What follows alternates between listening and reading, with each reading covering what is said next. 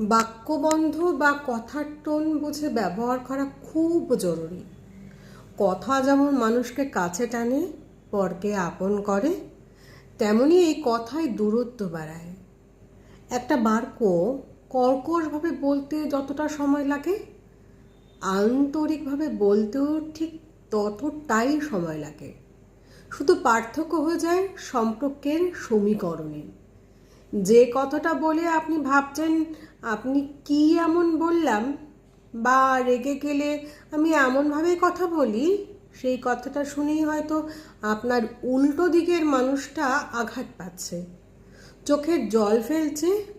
হয়তো সে আপ্রাণ চেষ্টা করছে দূরত্ব পেরিয়ে আপনার কাছে পৌঁছানোর, কিন্তু কিছুতেই পেরে উঠছে না।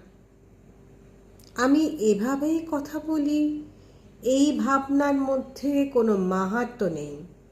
সব প্রাণীর মধ্যে একমাত্র মানুষই কথা বলতে পারা জীব।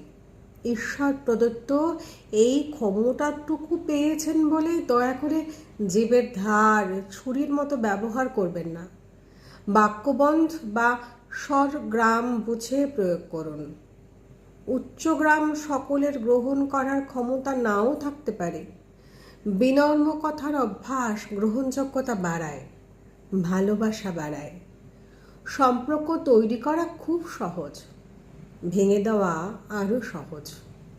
কঠিন কেবল তাকে টিকিয়ে রাখা।